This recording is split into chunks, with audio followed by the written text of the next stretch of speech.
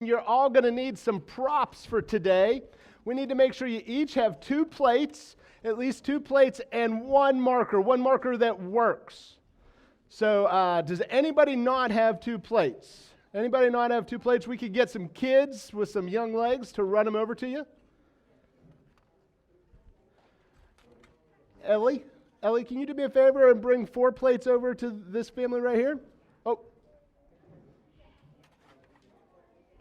Little chaos. This gives you time, if you're watching online, to go grab some paper plates or even just a sheet of paper. We've got a little bit of an activity we're going to do this morning as we get ready to dive into grief. And part of the challenge, if you're watching online, is this always feels so much longer when you're up here. And I'm like, man, I should have been more specific. Have you ever felt that way? You should be more specific. Communication.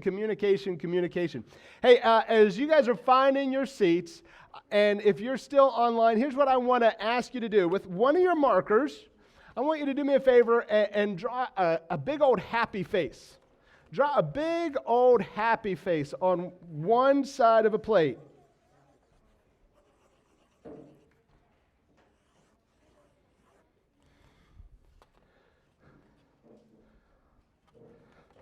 It doesn't have to be too fancy, too creative. Just get yourself a good, happy face. Now, on the other side of your happy face plate, I want you to flip it over. And we're going to be binary for a moment. I want you to put a sad face. Put a sad face.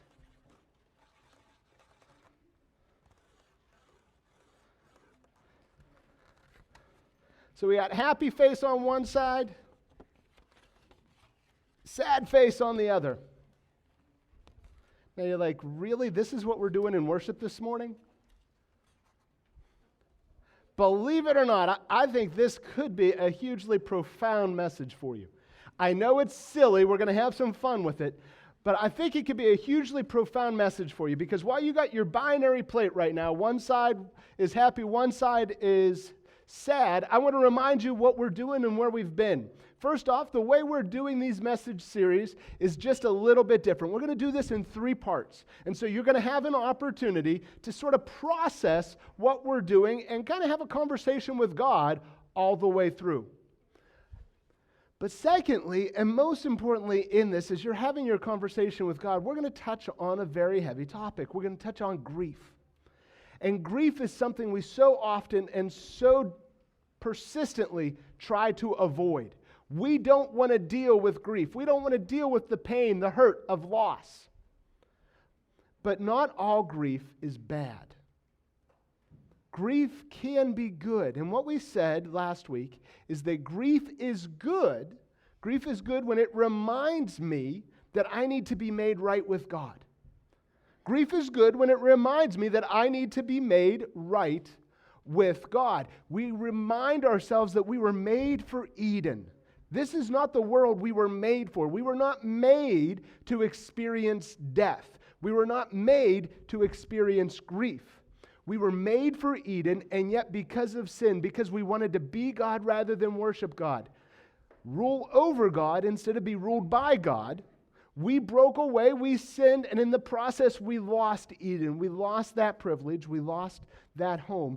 And now because of the gift of Jesus Christ, we can be and are being made right with Him, and yet we're in between. We're in between Eden and eternity. And so grief is a reminder of that. It's a reminder that I need to be made right. It's painful as a reminder that this isn't how it was supposed to be. Well, today we're going to talk about another element of where grief is good. Grief is good when it leads me to be real, to be raw, and to be repentant with God. Let me say that again. Grief is good when it leads me to be real, to be raw, and to be repentant. And I have a feeling, at least this was my experience in church, experiencing church. It's hard for us to be real sometimes. Like you've got your binary plate right now, smiley and sad. If you got a new puppy, which face would you have up? Hey, if you've seen online, we have a new puppy in the Morris household. We are so excited. Now, if you were the existing puppy in the Morris household and now there is a new puppy in the midst, which would you be? You would be sad. You would be sad, and that is poor Coco. Poor Coco's like, who is this intruder? I was the center of attention. But if you had a permanent playmate in your home, what would you be? And my kids threw this up. You'd be smiling, right? You'd be smiling. But what if that playmate made a mess on your carpet? Hey, and this is just around a puppy. We could do this all day long. But I want to ask you, which face do you feel like most people wear when they come to church? How many of you have seen the church smile? Now, the reality is we have all sorts of emotions, don't we? But there is a pressure. What plate would you imagine you would hold up if you were really close and tight with Jesus at the moment? The smiley one, right? We feel like everything should be that way. We just did a whole sermon series on joy, as if joy is always this. But what we're going to learn today, and we're going to learn it through grief, is that sometimes joy in the Lord, closeness to God, is actually this. Can you picture this face as joyful? Grab your other plate real quick.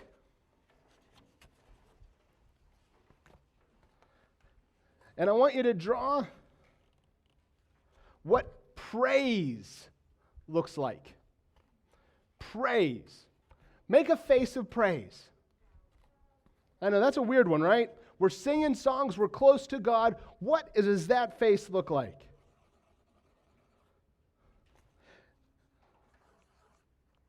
Mine, actually, as I'm doing this, it's kind of like surprise. Let's see, how can I make a smiley face with it? Have you ever seen those angels, those statues that are like, oh, singing praise? You don't ever want me to sing like that again. I understand. But you get this little face is what maybe it's a ghost face too. I don't know. This is. I'm honestly a bit of an artist. You might not know that, but you're not seeing my best right now. So we got our praise face. This is what we feel like we're called to do with God all the time, and we are. God is the creator who made us, who sustains us, who loves us. But I want to teach you a new word today. A new word today. You might not know it, but I bet you've experienced it. It's the word lament. Lament. I want you to draw a face on the opposite side of praise of what you think lament would look like. Now, if you're watching online, I know you're going, what? It's the art. We'll sell these later online. I'm just kidding. We won't.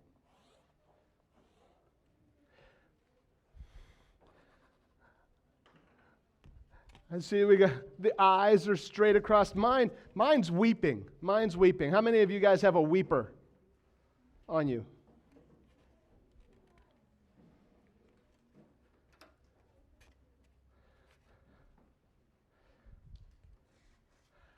Mine's weeping right now. So we have praise. Oh, everything's great. If I could draw the eyes in, I'd have hands up, we're all excited, praise. But lament, my lament, let me see your laments. Everybody hold up a lament face. Everybody hold up a lament face. Lament face, I see the tears, I see the tears, the sadness. Now here's the thing I want you to know. We walk in the footsteps of Jesus. And Jesus was definitely praising a lot. But Jesus is also known in some of his most intimate times with God to be lamenting. Now, what is a lament? Lament is if this is sadness, lament is one more step. Lament is expressing that sadness, that grief, if you will, even farther. We said that grief, to use the definition for grief, we said that grief is a deep and poignant feeling caused by bereavement, caused by loss. And last week we talked about how Jesus was angry at the loss of Lazarus. Even though Jesus could raise Lazarus, even though Jesus stayed back and allowed the process of sickness to lead to death, and even though Jesus knew he was going to raise him, Jesus was angry as he looked at all of the weeping and the wailing, all of the lamenting, because he knew deep down that's not what this world was created for. And yet Jesus walked into our shoes and walked a life so parallel to what ours is like, and yet he did it perfectly. But you would think if he did it perfectly, he would never deal with sadness. He would never deal with sorrow. And yet we see something on the cross. And I want you to hear these words. This is Matthew 27:46. These are Jesus' words on the cross. About 3 o'clock, Jesus called out in a loud voice. He is on the cross. He's on the cross, and he says, Eli, Eli. That means, my God, Eli, Eli, lima sabachthani, which means, my God, why have you abandoned me? Now, I want you to know, you may be going, oh, I've heard him say that before. But that wasn't just a statement he was making. That was a prayer. Believe it or not, it was a psalm he was quoting. And almost all of Jesus' statements from the cross are not just mere statements. They're, if you will, they're lyrics to songs. Do you have a favorite song you sing when you're praising and you're all happy? You know, a little, I'm walking on sunshine. What are some of your happy songs? I pull out my 80s hits. You know, when I'm really happy, that's where I go to, my 80s hits. But now, if I'm feeling this way, how many of you pull out some of your darker music? You know, anybody else into some old school metal, some hair bands? I have a whole sermon series one of these days on Guns N' Roses' Appetite for Destruction, but we're just not there yet as a church for me to do that. That's where I go when I'm angry. And I could probably start saying some lyrics, and some of you that are from that same age, you would know the song I'm about ready to sing. Well, so the early readers of Scripture and those around the cross, when Jesus cried out, my God, why have you forsaken me? They would have known what Jesus is referencing. He's singing the song, Psalm 22. Psalm 22, and I want to take you there for just a second. I want to take you to this psalm that Jesus is quoting, that Jesus is alluding to. While he's on the cross, he's experiencing this. And I want you to watch the range of emotions. And if you have your plates, as I say these lines, I want you to flip your plate to where you would be in this. Happy, sad. Watch the roller coaster that takes place in the midst of this powerful hymn. This is what it says. My God, why have you abandoned me? Why are you so far away when I groan for help? Do any of you know that feeling? Have any of you ever experienced that loneliness that you're like, God, I'm hurting. This pains me. I don't want this anymore. God, where are you at? This is Jesus. This is God in human flesh. He is crying out in this moment. My God, why have you abandoned me? Why are you so far away when I groan for help? Every day I call out to you, my God, but you do not answer. Every night I lift my voice, but I find no relief. Can you feel the depth of lament and agony? But watch what happens. Get ready to switch some things up. Yet you are holy, enthroned on the praises of Israel. Our ancestors trusted in you, and you rescued them. They cried out to you and were saved. They trusted in you and were never disgraced. And so there's this idea in this psalm, hey, but God's good. God answers prayers. I know that to be true. I've seen that. My ancestors know that. Jesus is quoting that. This is a song for you and I to lean into, to know the lyrics. We've lived these lyrics, but then it continues. Again, Jesus is quoting this song, this psalm. But I am a worm, not a man. I am scorned and despised by all. Everyone who sees me mocks me. They sneer and shake their heads, saying, "Is this the one who relies on the Lord?" Then let the Lord save him. If the Lord loves him so much, let the Lord rescue him. Now we know that those words are an allusion to what would take place at Golgotha. That they would mock Jesus.